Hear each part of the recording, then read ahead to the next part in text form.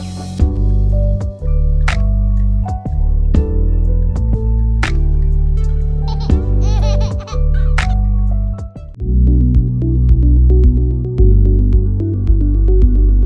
అండి, నా పేరు డాక్టర్ సీత.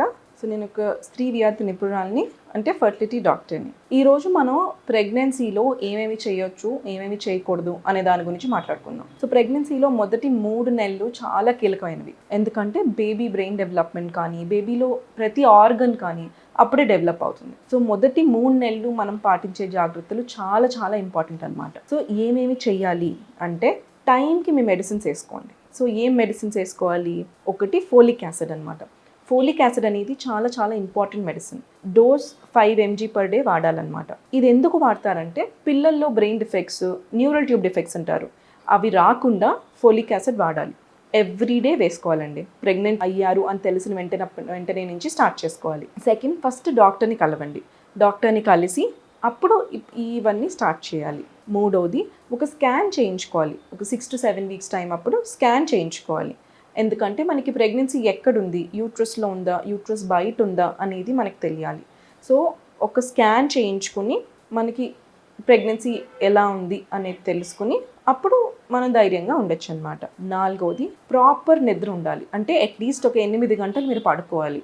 నిద్ర లేకుండా నైట్ షిఫ్ట్లు చేసి స్ట్రెస్ ఎక్కువైపోయి వర్క్ ఎక్కువైపోయింది అనుకుంటే మాత్రం కష్టం. ప్రాపర్గా నిద్ర ఉండాలి. మీకు ఏ పనులున్నా అవన్నీ పక్కన పెట్టుకుని నైట్ అయ్యేసరికి పడుకుని 8 hours నిద్ర అయితే కావాలి మీకు. ఐదోది, స్ట్రెస్ అనేది చాలా వరకు అవాయిడ్ చేసేయండి. ఎందుకంటే ప్రెగ్నెన్సీ అనేది once or twice in a life time వచ్చేది. సో మనం అప్పుడు కేర్ఫుల్గా ఉంటే మన పిల్లలు మంచిగా పుడతారు.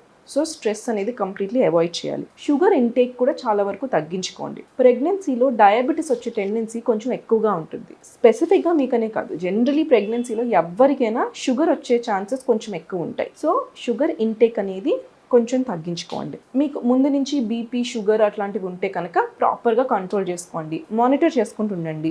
బీపీ ఉంటే మీరే మెషిన్ పెట్టుకుని ఇంట్లో చూసుకుని అలా చూసుకుంటూ ఉండాలన్నమాట.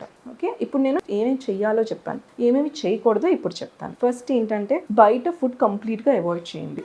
ఎందుకంటే బయట ఏమేమి కలుపుతున్నారో మనకి తెలియదు. దానివల్ల మీకు ఏమైనా ఇన్ఫెక్షన్ అయ్యి లూజ్ మోషన్స్ వచ్చినా కూడా ప్రాబ్లం ఉంటుంది. సో బయట ఫుడ్ కంప్లీట్లీ అవాయిడ్ చేయండి.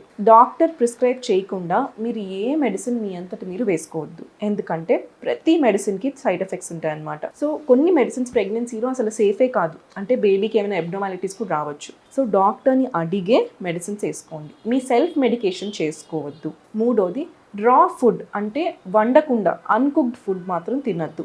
ఎస్పెషలీ నాన్ వెజ్ అనమాట. కుక్ చేసుకునే తినండి. ఎందుకంటే దాంట్లో కొన్ని బ్యాక్టీరియా, వైరసెస్ ఉండొచ్చు.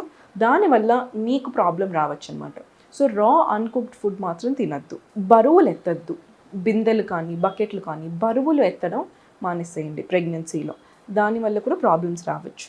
ప్రెగ్నెన్సీలో కామన్గా వామిటింగ్, హార్ట్ బర్న్ అంటే గుండెంతా మంటగా ఉండడం, లేదు మార్నింగ్ సిక్నెస్ అంటారనమాట. కొన్నిసార్లు రోజంతా కూడా మీకు వామిటింగ్ వచ్చేలా ఉంటుంది. బ్యాక్ పెయిన్, లెగ్స్ పెయిన్, ఇవన్నీ కామన్. ఇవి ఏమొచ్చినా వరి అవ్వద్దు.